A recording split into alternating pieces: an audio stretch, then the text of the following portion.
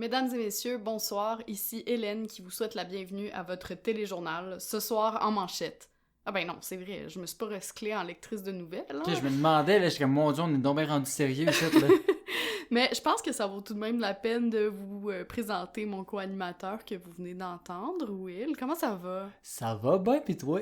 Ça va bien comme un lundi, parce que On enregistre un lundi. Ben oui, Hein, oui on là. est fous de même, nous. Mais écoute, on est quand même de bonne humeur pour un lundi, c'est pas si pire. Ouais, c'est un lundi qui a bien commencé. Le soleil, puis là. C'est ça, on voit les vacances arriver, là, bientôt. Tranquillement. Évidemment aussi, on voit la fin de cette première saison arriver Oui, bientôt. qui va se terminer au 20e épisode avec une petite pause par la suite estivale, mais on revient après. Oh, et rassurez-vous, là, c'est pas la mort de petites obsessions. On a encore beaucoup de choses à élucider dans notre Ah ouais, tête. on a bien des questions. Donc, pour ce 19e épisode, donc cet avant-dernier épisode de la première saison, de quoi est-ce qu'on va parler aujourd'hui? Ben moi, en fait, aujourd'hui, je vais parler de pourquoi est-ce que la France a décidé de construire une copie de la ville de Paris pendant la Première Guerre mondiale. OK. Puis petit indice, c'était pas une façon de contrer une crise immobilière. Ah, bon, intéressant. J'ai hâte d'en savoir plus. Puis moi, ben, comme tu m'as parlé de ce sujet-là, je me suis demandé de quoi je pourrais parler pour avoir un lien, hein, tu sais, parce que... On essaie de faire des connexions partout. Ben, c'est un peu le but de notre processus créatif et du podcast. Puis, je sais pas toi, mais j'avais envie d'en apprendre plus sur les villes fantômes, Ben justement. oui, pourquoi pas. Parce que toi, tu parles d'une ville qu'on a créée de toutes pièces. En tout cas, ben, En théorie. En théorie, c'est ça. Mais moi, qu'est-ce qui se passe avec ces villes fantômes-là? Bref, je vous en dis pas Pourquoi on plus. l'utilise pas, tu sais? C'est ça, exactement. Fait que, on lance-tu le générique, là? On arrête de blablater? Oui, c'est assez long. C'est bon, c'est parti.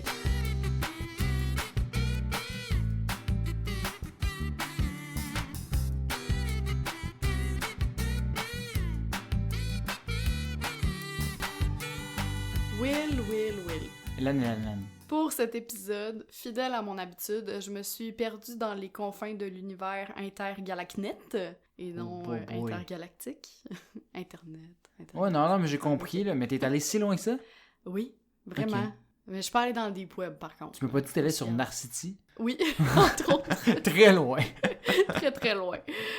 Puis, ben, justement, t'en as glissé un mot. Il y a un article de Narcity sur les villes fantômes qui m'est apparu comme ça sur mon écran. Et j'ai beau être plutôt peureuse dans une maison hantée, c'est vrai que je me demande souvent comment on devient une ville fantôme. Ben, pas on, genre les humains, là, mais on, les villes. Hein? On n'inclut pas la personne qui parle. Je ne suis pas une ville, à ma On connaissance. n'inclut pas le bâtisse Condé. Bref, c'est quoi qui fait qu'une ville rend l'âme et revient nous hanter, mis à part que sa populace l'ait désertée? Et surtout, pourquoi elles n'ont pas été repeuplées au fil des ans? Hein? Qu'est-ce qui a fait en sorte qu'elles se sont éteintes? Puis qu'on a dit, non, tente pas de retourner là. C'est ça. Fait que je vais te parler de l'histoire de quelques-uns de ces endroits mythiques et, ma foi, mystérieux. Et comme hier, c'est-à-dire quand l'épisode sera diffusé et non enregistré. Wow, j'ai mal à la tête. Donc, comme hier, vendredi, c'était la Saint-Jean-Baptiste, hein, la fête nationale du Québec, ben je me suis dit que je ferais un spécial Québec, entre autres. Fait Fait qu'après des villes tout- fantômes québécois. Ouais, exactement, parce qu'il y en a des endroits désertés dans notre chère province. On Fait- pourra alors tous dire « je me souviens ». Ça va tout être des villes fantômes qu'on peut retrouver dans le panier bleu. Oui, Ok, cool. le panier bleu qui s'en va vers sa plateforme transactionnelle, là, j'ai entendu ça à la radio ce matin. Oui, si seulement il y avait eu cette idée-là à la base, hein? Mais bon. Ben, je pense que jamais c'est mieux ça trop l'idée tard. de base, mais crime, on va voir que ça prend du temps des fois à construire certaines choses, entre autres dans les villes. Ah, ok, fait parfait. que ça m'étonne Hey, pas c'est que un le bon panier bleu... segway, ça. Ouais, c'est ça. Évidemment, faut bien mettre la table, hein, et pas la charrue avant les bœufs, ce serait pas poli. Donc, parlons de villes fantômes en général. Contrairement à des vrais fantômes, on peut voir et toucher ces villes, mais on peut pas passer à travers leurs ruines, malheureusement. En tout cas, moi, j'ai pas ce super pouvoir-là. Passer à travers le mur, dans le fond? Ouais, exactement. Ben, tu sais, tu peux passer à travers un fantôme, techniquement, mais tu peux pas passer à travers une ville fantôme. Non, effectivement. Souvent, il y a encore une certaine structure, des ruines, Ouais. des vestiges, tout ça. Non, j'étais Mais- comme pris avec une blague dans la série Community où comme il y a un running gag où ce qu'ils disent le feu peut pas passer à travers une porte, c'est pas un fantôme. Puis plus tard, ils disent l'inverse comme un fantôme peut pas passer à travers une porte, c'est pas du feu. Fait qu'en tout cas, c'est Eh ça. ben, ok. C'était plus drôle dans la série. Ouais, je me dis ça. Bref, on entend par ville ou village fantôme des lieux qui existent encore aujourd'hui, ou du moins leurs vestiges et qui, à une certaine époque, étaient habités. Éventuellement, ils ont été désertés pour des raisons externes, que ce soit déclin de la principale activité économique locale, catastrophes naturelles ou humaines, guerre, etc. Parce que si la ville n'a jamais été habitée, elle peut pas devenir une ville fantôme. C'est juste une ville modèle. C'est juste une maquette présente à l'Oratoire Saint-Joseph. C'est juste les maisons, là, tu sais, comme sur le bord de l'autoroute, les maisons qui mettent, Ah, c'est là... ça, là, les maisons en bloc, là, ouais, c'est ça. des mots, là, exactement. C'est le salon de l'habitation. Ah, parfait. C'est ça. L'exemple le plus connu, c'est certainement Pripyat, en Ukraine, qui a été abandonné du jour au lendemain à cause de l'explosion de la centrale nucléaire de Tchernobyl, qui est en fait la centrale de la ville. C'est ça, fait que ça tente pas trop d'habiter, là. C'est ça, exactement. On peut également penser aux villes du Far West américain, construites à l'époque de la ruée vers l'or et qui nous font replonger directement dans les années 1880 en un instant. Elles sont évidemment plus habitées, mais tu sais, il y a encore les vestiges des saloons pis tout ça, là, c'est pas juste dans Lucky Luke, là. Puis maintenant qu'ils sont plus habités, tu sais, les petites boules de foin qui roulaient dans le temps dans les Far West, mais ils roulent encore plus parce que là, il y a personne pour les nettoyer. Je te dis, c'est le désert, mais c'est le pas désert facile. rare, là. Ou peut-être que nos auditeurs ont déjà entendu parler de Kolmanskop en Namibie. C'est une ville que Scooby-Doo a visitée? Ben, je sais pas.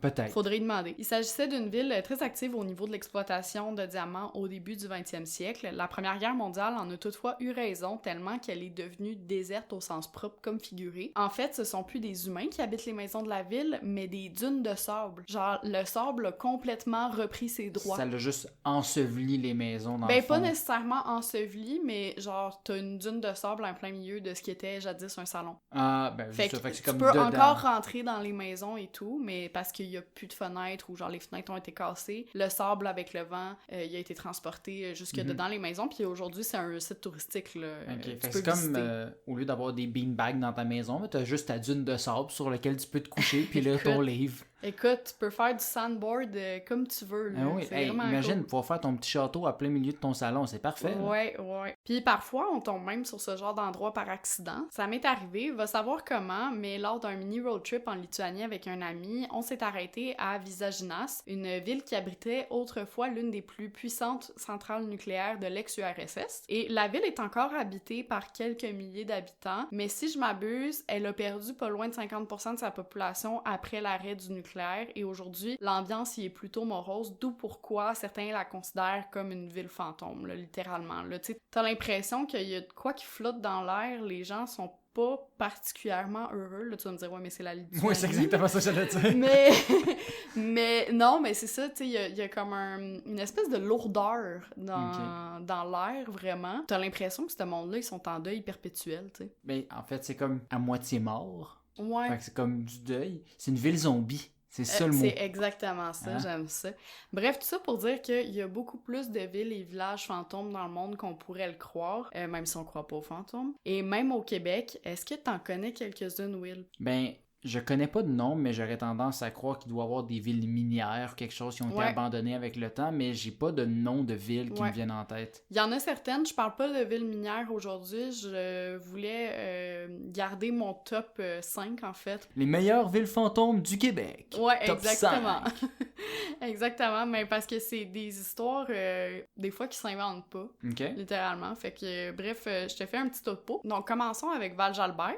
C'est situé au Saguenay-Lac-Saint-Jean. C'est le village... Fantôme, ça? Ouais, c'est le village fantôme le plus connu de la province, probablement à cause de la chanson Rue principale des colocs. Les premiers colons s'y sont installés en 1855, mais on dit que la fondation officielle a eu lieu en 1901. Qu'est-ce que tu veux? Ça prend du temps à construire une paroisse, un champ et un marché tradition, hein?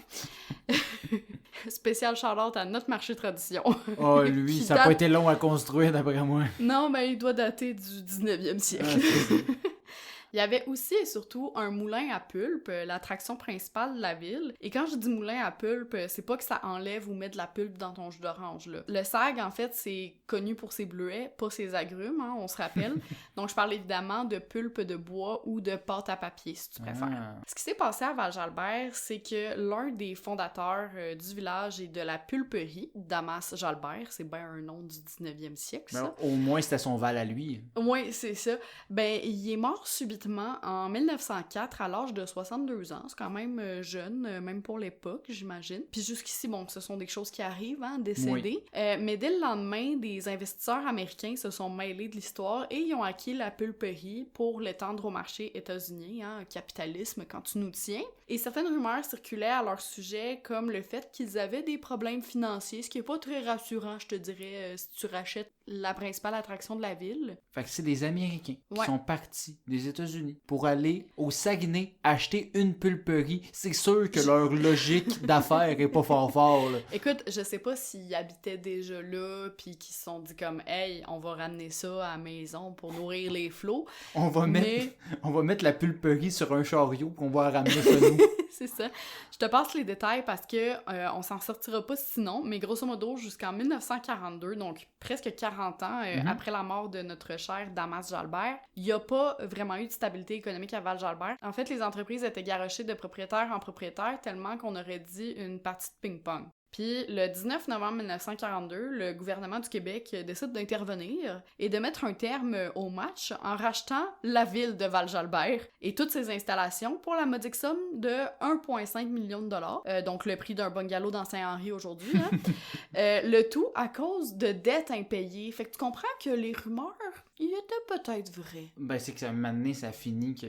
Ouais. Il manquait d'argent, puis ben, le gouvernement... Mais il en manque plein parce qu'ils ont des dettes à pu finir eux aussi, mais Oui. eux, c'est moins grave. Exactement. Eux s'endettaient, la petite C'est vieille, ça. c'est ça.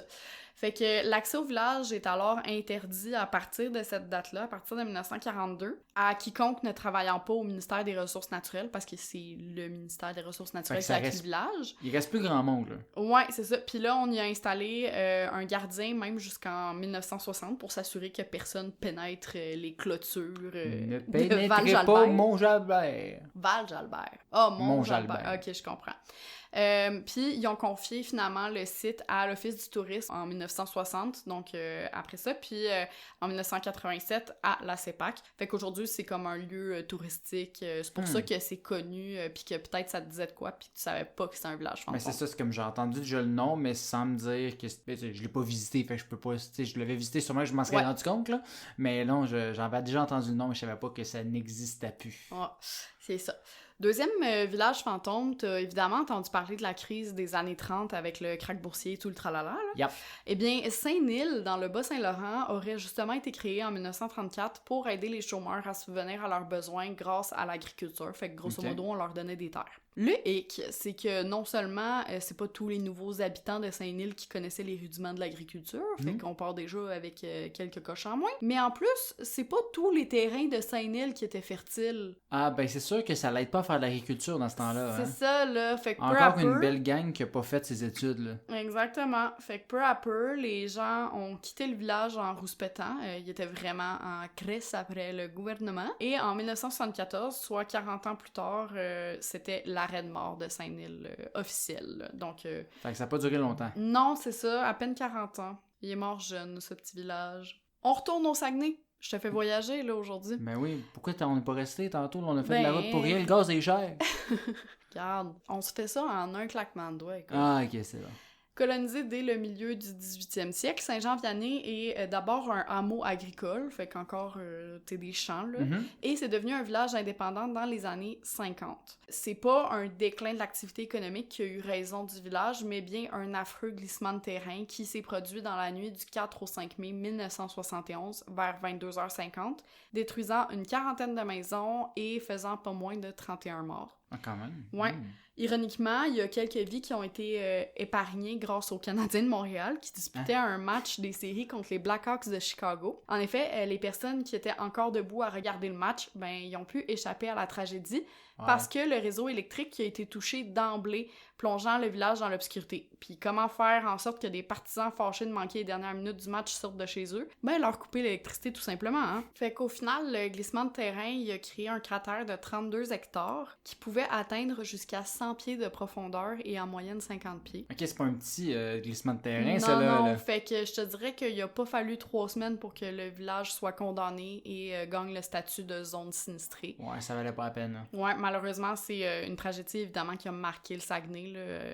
Tu tapes Saint-Jean-Vianney, c'est la première affaire qui sort, là, sur Google. Transportons-nous maintenant en Montérégie, plus précisément à Rivière-la-Guerre, où, oui, c'est Ça vraiment... s'est fait la guerre! Là, ça s'est fait la guerre. Non, même pas, écoute. En 1820, il y a des colons écossais qui sont venus s'établir. École, magasin, église, presbytère, cordonnier, tout y sera pour créer un village durable dans le temps. Sauf que non, le village n'aura existé qu'à peine 30 ans. En fait, la construction du canal Beauharnois aux portes de Rivière-la-Guerre a causé d'immenses crues et inondé le village. Et pour en rajouter une couche, les nouveaux modèles de bateaux à vapeur de l'époque, ils étaient plus en mesure de se rendre au village pour le ravitailler. Fait que résultat, ben tout le monde est parti et aujourd'hui, il reste plus que des ruines du presbytère, de l'église et du cimetière et apparemment que l'endroit est hanté. Ah, ben oui, c'est une ville fantôme. Ouais. Faut suivre, Hélène. Ben écoute, les autres, ça disait pas ça. Ah, ok, c'est ça. Ben, Mais genre, j'ai vu des photos pis c'est vraiment creep, là. Mais c'est sûr que c'est comme une église inondée, ça fait peur, là. Ben, c'est des vestiges là, d'un presbytère. Là. C'est pas une église qu'il y a la messe encore. Là, non, je comprends, c'est ça, mais comme... Il y a plus de fenêtres, là. Un presbytère comme décrépit, c'est Ouais, un ouais. peu creepy. Ouais, pis tu sais, des pierres tombales un peu tout croche datant des années 1800, là. Ouais, c'est pas très... C'est pas très ragoûtant, tout ça. Non.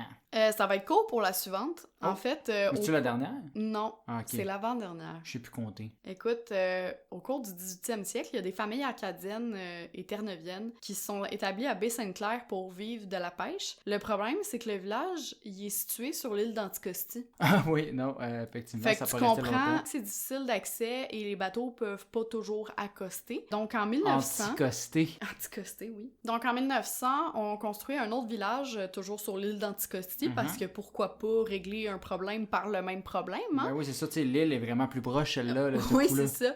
Mais semblerait-il que cet endroit est plus accessible par bateau. Ok. Fait que tant mieux. Il s'agit de Bay Ellis, qui a depuis changé de nom pour Port-Meunier et compte aujourd'hui 199 habitants selon Wikipédia, alors que l'île au complet compterait genre 218 personnes. Fait qu'autrement dit, l'île d'Anticosti, c'est l'Islande du Québec et Port-Meunier, c'est sa capitale Reykjavik. Grosso modo.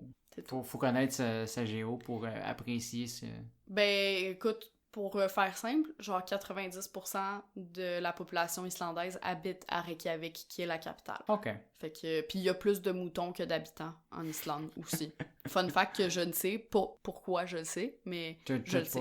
Je ne sais pas pourquoi je le sais, mais je le sais. Bon, le dernier... Et non le moindre. Et non le moindre, c'est pas exactement une ville fantôme. Ben là, mais... C'était ton top 5, t'as même pas pris une vraie ville fantôme. Non, mais j'ai décidé que c'était une ville fantôme parce qu'attends, là... Pas Berthierville? Non. Ok. Je pensais que t'allais juste m'insulter tout le long. Non. Je l'ai sélectionné parce que il y a plus de mots dans le nom du village que d'habitants. Est-ce que tu sais de quel endroit je parle? Non. De Saint-Louis de Gonzague du Cap-Tourmente. Ah, ben, vois-tu, je l'aurais pas deviné, je connais pas ça. Écoute, selon le recensement 2017, il y aurait 2 habitants. Aucune idée s'ils habitent ensemble. Oui, c'est ça. Louis et Gonzague. Aucune idée s'ils habitent ensemble ou non. Les statistiques ne nous le disent pas, malheureusement.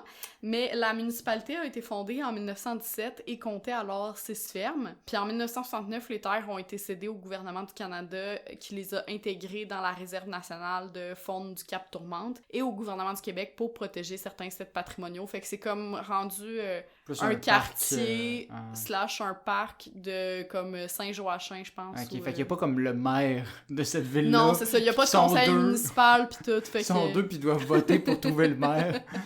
Non, non. Il y en a évidemment plein d'autres, des villages fantômes et des villes fantômes, que ce soit au Québec ou dans le monde. Mais je pense que nos auditeurs, ils ont mieux à faire que de m'entendre parler de tous ces beaux projets de villes québécoises qui n'ont pas fonctionné, comme aller chanter du Dédé Fortin autour d'un feu de camp, que ce soit rue principale, tassez-vous de là ou autre. Mais avant... J'aimerais ça t'entendre, toi. Ouais, c'est ça, faut pas qu'ils s'en aillent tout de suite chanter, ben là, faut qu'ils m'écoutent un peu, là. Enfin, j'ai de quoi d'intéressant aujourd'hui, parce qu'après avoir passé les 2 derniers épisodes à parler de biologie, j'avais envie de revenir aux 2 autres choses que j'aime le plus parler dans le podcast, c'est-à-dire d'histoire et de guerre, parce que quand je regarde les épisodes, finalement, c'est tout le temps de ça que je parle. Ça, puis d'animaux aussi. Oui, d'animaux. Beaucoup d'animaux, puis de guerre. Sans surprise, aujourd'hui, je parle de la Première et de la Deuxième Guerre mondiale. Ces moments terribles, mais remplis de récits fascinants. Et ma foi, aujourd'hui, je suis tombé sur mon histoire préférée de l'époque après. Les pigeons photographes, parce que quand même, ils sont durs à topper, ceux-là. Aujourd'hui, ben, encore une fois, j'ai vu le titre d'un article sur le sujet, puis je savais qu'il fallait que j'en parle. C'est l'histoire du Fake Paris, a.k.a. la fois que l'état-major français a décidé que la solution à ses problèmes, c'était de fabriquer une copie de sa capitale pour leurrer les Allemands pendant la Première Guerre mondiale. Puis les Allemands n'y ont vu que du feu? Oui, apparemment, mais tu vas comprendre là, Et quand que je vais avoir... tabarnouche, Il faut du contexte pour comprendre parce que... c'est pas les Apple Strudel les plus réchauffés, mettons. Non, mais tu vas comprendre que finalement, ils sont pas si idiots que ça non plus, puis que le plan est quand même ingénieux à la base. Donc, premièrement, il faut se rappeler que la Première Guerre mondiale, ça a beau avoir impliqué une couple de pays. Le gros de cette affaire-là, ça s'est passé en France. Oui. Puis, on a pu observer, là, les premières guerres de tranchées dont j'ai parlé pendant notre 7e épisode, notre épisode de Noël. L'objectif des Allemands en France, c'était pas juste de creuser des petits trous pour le fun, hein, c'était de se rendre à Paris pour capturer la ville. Ouais. La logique, c'était si on réussit à prendre la capitale puis qu'elle tombe, la France va tomber aussi. Assez straightforward. Tomber dans l'obscurité parce que Paris, c'est la ville lumière. Oh, j'aime ça. Mais oui, exactement. Fait que là, ça aurait pu devenir la grande noirceur, Et mais mon française, au lieu d'être le Québec. On leur souhaite pas ça. Non, c'est ça. Fait qu'un plan assez straightforward pour les Allemands, mais plutôt logique. T'sais, prendre la ville, ça règle le cas. Par contre, c'était pas juste les hommes dans les tranchées qui attaquaient Paris. Ouais. La Première Guerre mondiale, mais c'est aussi la première fois où on a assisté à des combats aériens. Puis qui dit avion, dit aussi bombardement. Oui! Fait que là, à ce moment-là, on a marqué la fin des combats entre deux hommes qui se regardent dans les yeux avant de décider si la vie de l'autre vaut vraiment l'honneur de son pays. Bienvenue plutôt dans le monde où lancer une bombe sur un bâtiment tout petit en bas sans façon de vérifier si tu ne vas pas toucher des civils qui n'ont jamais rien demandé. Tu sais, le début d'une belle ère pour l'humanité. Et ça continue. Malheureusement, oui. Tout ça pour dire que si Paris était l'objectif des Allemands, on commence à bombarder Paris, hein, veux pas. Les premiers obus à tomber sur la capitale française ont été lancés très exactement 80 ans avant mon anniversaire, le 30 août 1914. Merci pour ce beau cadeau, les Allemands. C'est-tu un message subliminal pour qu'on te souhaite bonne fête? Ouais. Ok. Souhaitez-moi bonne fête. Par chance, au moins à l'époque, on parle quand même de plus petites bombes que ce qui existe aujourd'hui puis qui peut faire sauter des villes au complet comme Nagasaki. Il s'agissait de bombes d'environ 2 kilos. Ça faisait quand même des gros cratères, donc de quelques mètres de large profond, mais ça restait quand même difficile de faire des victimes ou des gros dommages. L'objectif des bombardements, c'était plutôt de démoraliser puis d'apeurer les Français. Ouais. Oui, du bon vieux terrorisme. Malheureusement, pour les Allemands, par contre, ils ont pas décidé de faire ça au bon peuple parce que on parle des Français. Oui. Les Français sont déjà habitués à détruire leurs propres bâtiments pendant leur révolution, fait qu'ils n'ont pas peur de ça, des bâtiments détruits. On a bien des défauts, les Français, mais le pire, c'est que on se fait à nous-mêmes ce qu'on reproche aux autres. Exact.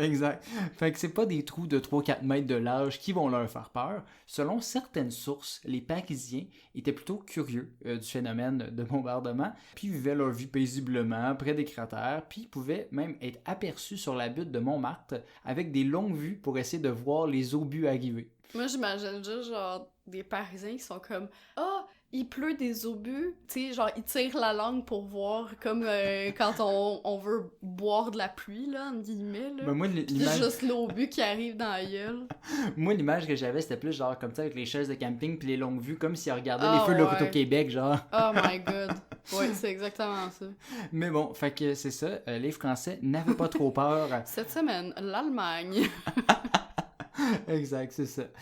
Ceci étant dit, c'est pas resté calme et plaisant dans la capitale tout au long de la guerre. Les bombardements ont continué tout au long, devenant de plus en plus intenses. Ça a passé par des zeppelins qui, à partir de 1915, bombardaient en plus grande quantité, puis par des bombardiers biplans, bimoteurs de type Gotthard, pour les gens qui sont fans d'avions. Je sais pas s'il y en a qui nous écoutent, mais voilà, les Gotthard. Puis ces avions-là... Oui, je te suis. C'est ça.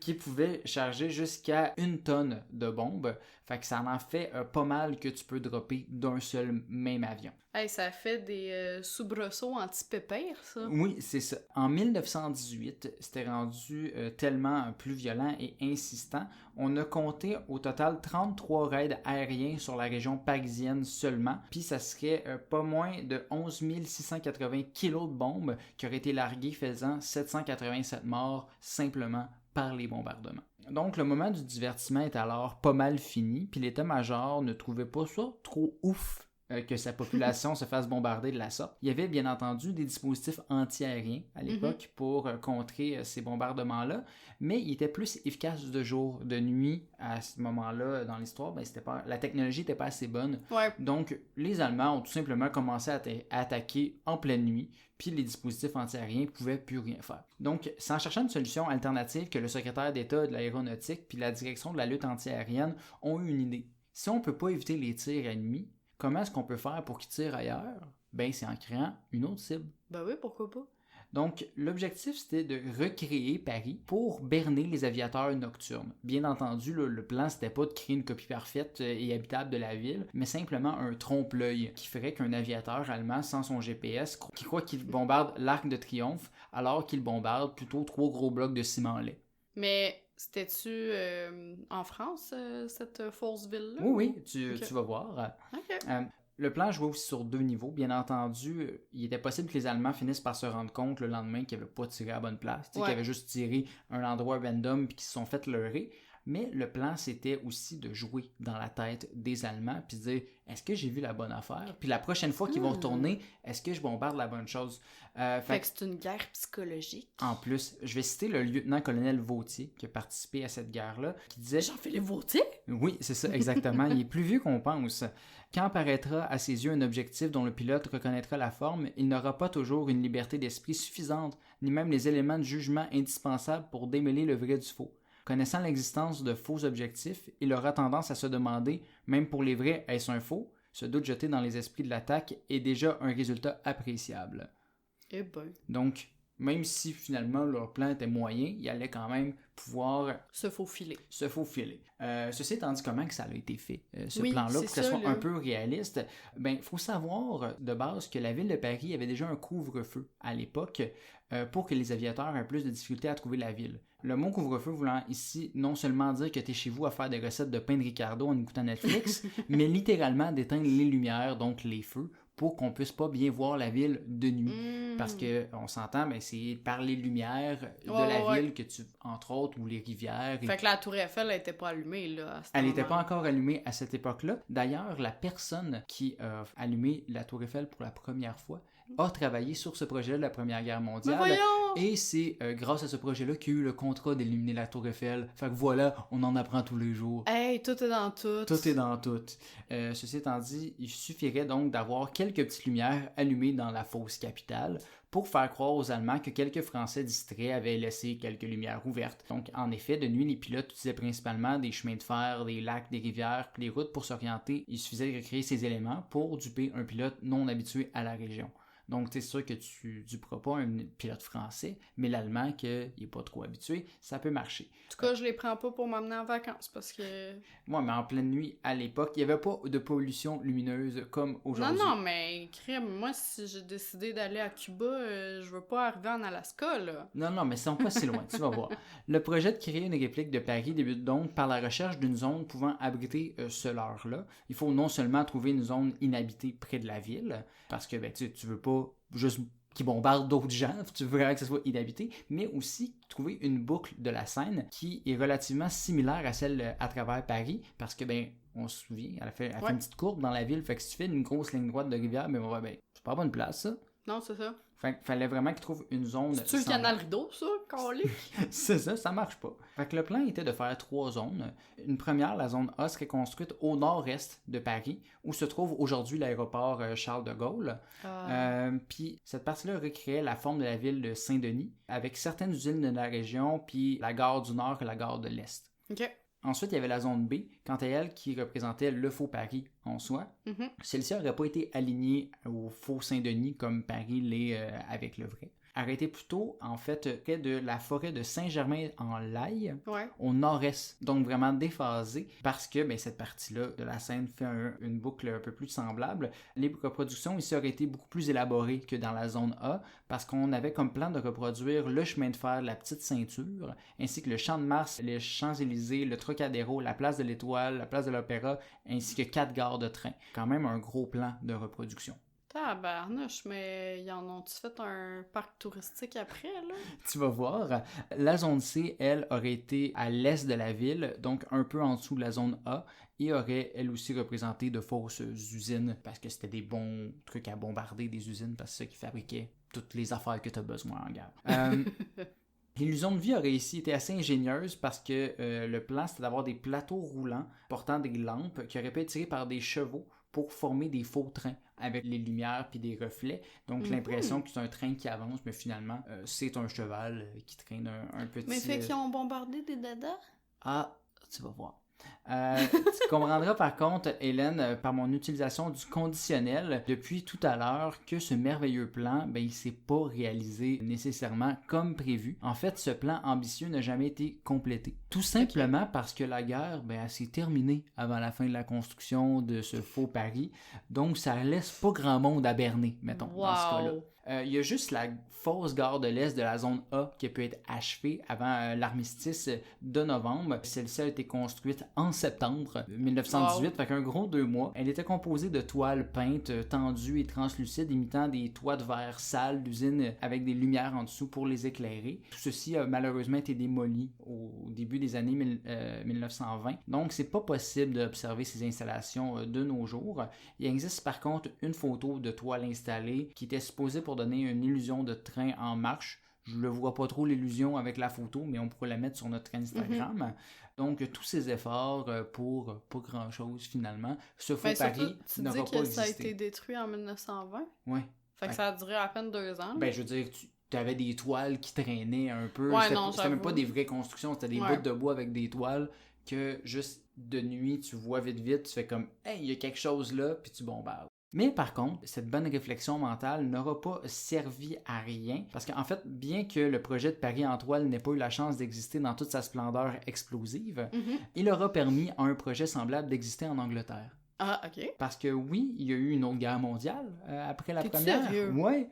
Puis en fait, il fallait encore une fois jouer des petits tours à ces coquins allemands. Donc, des sites inspirés de l'idée française, nommés sites Starfish, ont été construits pour déjouer les avions ennemis. Pourquoi le nom Starfish, me demanderas-tu? Pourquoi le nom Starfish, te demanderais-je? Ben, en fait, c'était originellement appelé des sites Special Fire, qui ont été abrégés en SF. Puis l'un des premiers sites qui a été construit près de Bristol avait comme surnom le site Starfish, pour reprendre les lettres S et F. Puis finalement, le nom a été spreadé comme Starfish. Fait il y avait un autre nom, puis finalement, on l'appelle ça comme le site le plus connu. Ça aurait pu être sans filtre, mais... Ben non. En même temps, il est anglais. Non, mais en même temps, il y avait beaucoup de filtres, là, vu que c'était une fausse ville. Oui. Mais c'était pas nécessairement des fausses villes, c'était des sites pour le ré. Je t'explique ça. En fait, bien que ceux-ci aient varié en grosseur, il y a eu 237 sites de l'heure protégeant 81 villes à travers l'Angleterre. La règle pour la construction de ceux-ci était qu'ils soient à 4 milles de la ville qu'ils protégeaient, puis à 1 mille de tout campement allié. Donc, j'imagine que ceci, c'était pour assurer, encore une fois, la protection des gens et s'assurer qu'ils ne se rendent pas trop compte du subterfuge en voyant juste la ville à côté. Enfin, voyons, c'est à côté, je vais bombarder là. Il fallait qu'il y ait une certaine distance minimale pour qu'il soit construit. Mais je pense que t'es le seul Québécois qui parle en mille. C'est parce que sinon, c'était de dire genre 5,4 km, puis j'aimais moins ça. Fait que c'est ça. Mais je voulais juste mentionner que t'es non, je sais. qui parle en mille. Ça a été une grosse réflexion à savoir si je le disais en mille ou pas. Parce sinon, tu aurais dit, c'est beaucoup précis. Ce que tu dis, William. Non, j'aurais rien dit. J'aurais fait, wow. C'est intelligent. Un homme précis.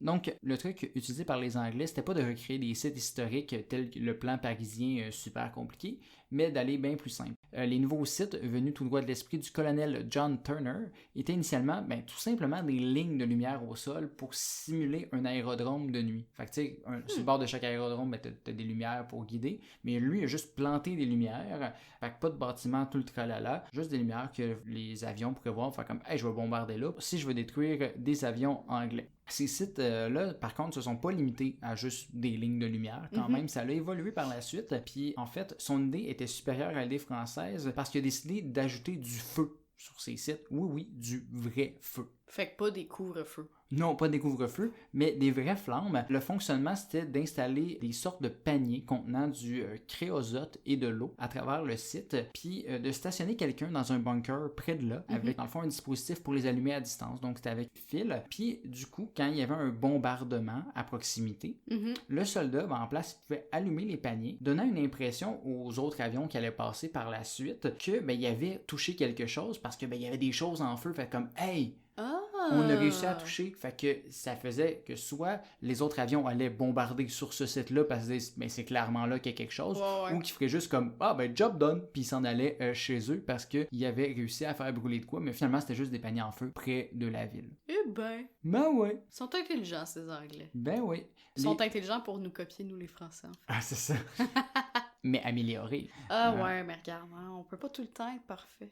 Ah, pauvre français. Oui. Les chiffres officiels de ce que ces sites ont pu éviter comme bombardement varient grandement selon les sources, fait que j'ai pas de données fiables là-dessus. J'ai vu certains sites mentionner 730 bombardements qui ont pu être détournés grâce au site Starfish, mais j'ai pas de façon de vérifier ce chiffre-là. Sacrée étoile de mer. Ah ouais. Donc, il faut prendre avec des pincettes, mais on peut facilement s'entendre que ça a sûrement été un plus grand succès que 2 mois de toile en France, mettons. Ouais. Fait que peu importe leur succès, c'était déjà un peu mieux. Donc voilà pour l'histoire du faux pari et du projet Starfish. J'espère que on vous a diverti, puis qu'on vous a éduqué ou qu'on vous a divéduqué. Divéduqué, j'adore ça. C'est ça. Donc, si oui, revenez-nous dans 2 semaines pour notre dernier épisode avant notre petite pause estivale. On vous promet encore du merveilleux contenu futile et agréable pour le prochain épisode. Évidemment. Mais d'ici là, n'hésitez pas à vous abonner sur la plateforme d'écoute de votre choix, nous donner une bonne note, ainsi que nous suivre sur les réseaux sociaux où on vous partage plein d'autres beaux contenus bonus. Ouais, puis on est présent où, William, sur les réseaux sociaux? Ah, là, faut tous les nommer encore! Facebook, Instagram et TikTok, évidemment. Ouais, on vous met plein de beaux contenus là-dessus. Puis sinon, j'en profite pour vous souhaiter une bonne Saint-Jean en retard, un bon long congé et une bonne fête du Canada. Oh là là, mais ouais, ça, on revient après le Canada. Oui, on revient après la fête du Canada, mais on sera pas là pour la fête du Canada vu qu'on est publié aux 2 semaines. Ah, c'est ça le truc. Fait que, on se dit à dans 2 semaines dans ce cas-là. Ben ouais, à dans 2 semaines. Bye bye. Ciao.